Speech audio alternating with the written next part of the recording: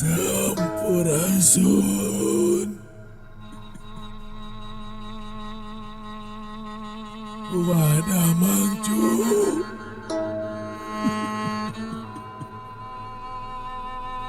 Pendak deui jeung Aki.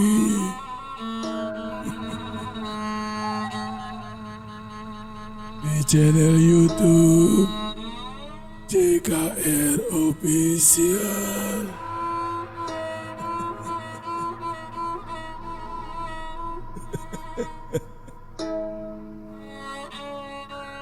Tosna dina wengi ieu Aki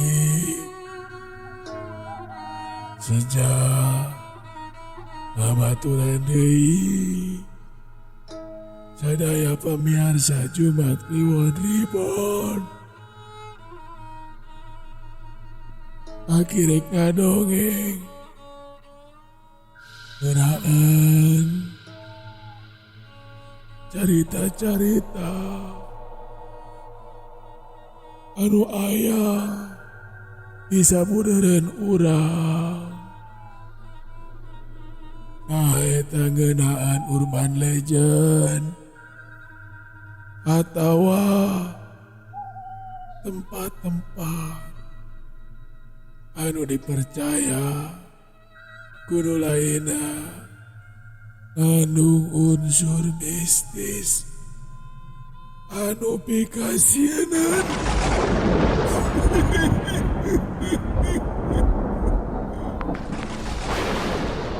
Dina wengi ieu Aki rek ngadongengkeun salah sahiji tempat anu geus loba dipikanyao. Pang nama masyarakat anu teu jauh ti eta tempat. Saha anu teu hafal Kota Cimahi. Kota Cimahi eta lah nyimpen cerita mistisnya eta di hiji kuburan. Hiji kuburan anu disebut Ervel. Nyaeta kuburan khusus pikeun urang Walanda. Siseueuna kuburan diisi ku mayit prajurit di negara Walanda tanapi negara Oranye anu tiwas alatan dibantai ku pasukan Jepang. Dibinasakeun ku pasukan Jepang.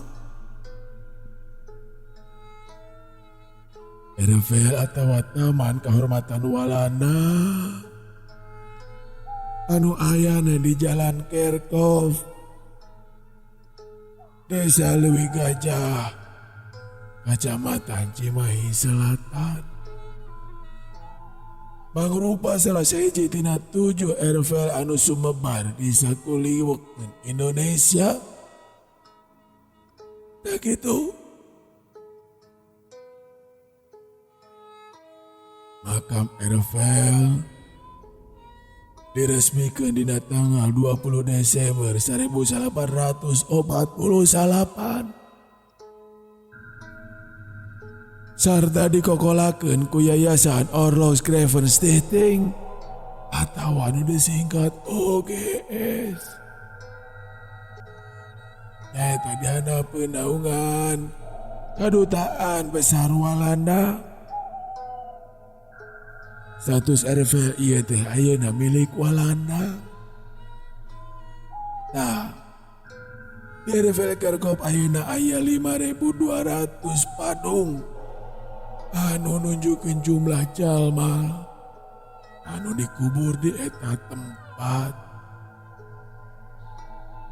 Geus puguh jumlah eta moal nambahan Moal nambah.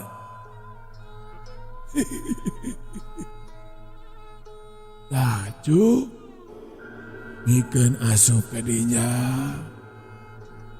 Anu datang bakal ngaliwatan hiji panto. Kawas jalan benteng anu ngawangun. Ucu lamun lempang kira-kira 100 meter. Terus tepi ke gerbang Erevel warna hidung. Anu megah. Atau lambang agung kerajaan Walanda. Mimiti nama. Eueuh kesan pikasieun. Sarua siga pemakaman umumna. Malahan mah urang bakal kataji ku karapihan susunan makam ku padung-padung anu bentukna salib. Dina cugut-cugut anu ngampar hejo. Siga lain di kota Cimahi cu.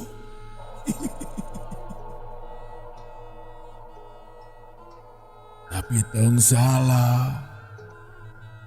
Di satu kangen kaenahan eta. Tetela aya carita mistis. Sagumaha anu didongengkeun ku pangurus kuburan anu ngaranna teh Septian. Enya cuk. Ngaranna Septian. Manehna ngakuyen manehna teh osok dina ngalaman diganggu. Sadila manehna jadi penjaga eta kuburan.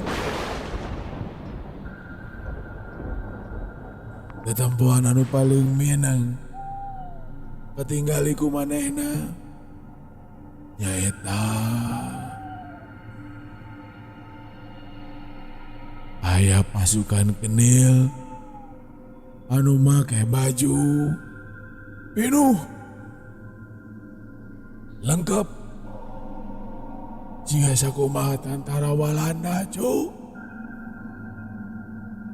Kejadian eta kalaman sababaraha poe dina ngamimitian manehna digawe. Manehna ngaku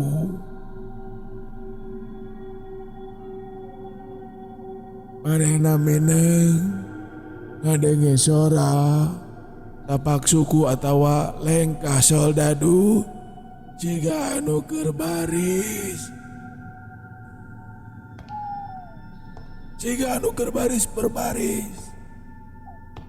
Sora lengkahna sapatu jelas kadenge ku manehna. Jelas. Manehna ngalaman cerita pikasieun ieu dina tahun 2018. Nalika manehna dina tugas hansip peuting atawa kebagian jaga ti peuting.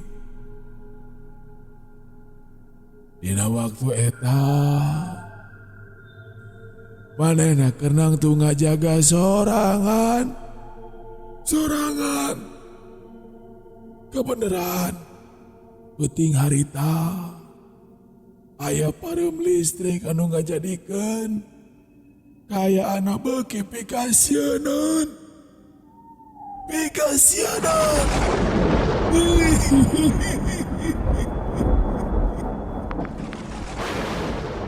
Tapi aya anu leuwih pikasienan keur manehanana. Salian ngadenge sora lengkah para soldadu anu keur baris. Manehna pernah manggihan hiji sosok makhluk anu make papakaian soldadu kenil. Tapi asa ditempo ku manehna eta makhluk anu papakaian soldadu kenil teh eueuh sirahan.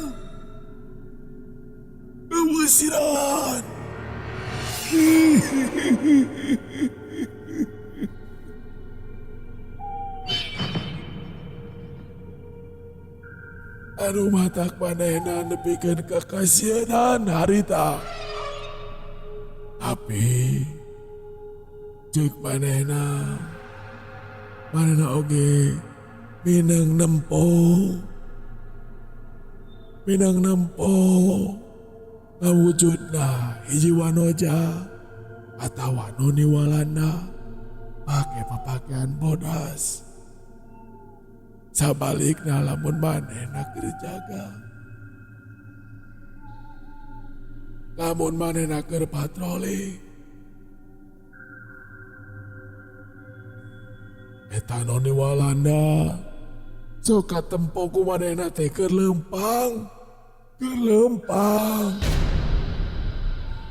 antara padung-padung di tengah kuburan. Nah gitu.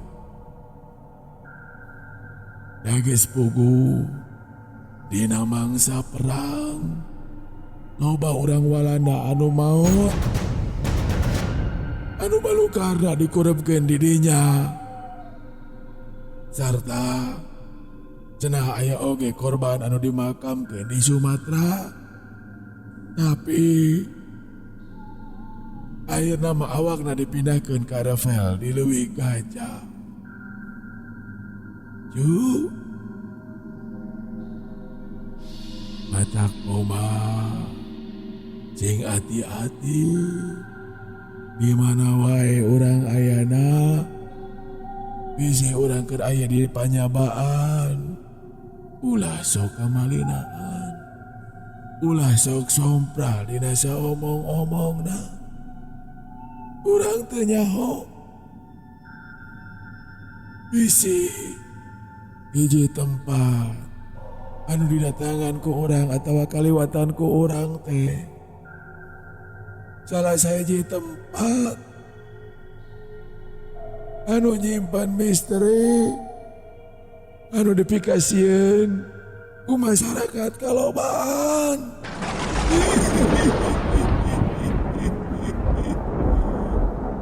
Sakitu dongeng ti Aki. Mudah-mudahan Aki tiasa deui nyarengan pamiarsa Jumat Kliwon Ribon tangtosna dina edisi anu lainna. Pade ulah ngadengikeun carita ieu sosorangana.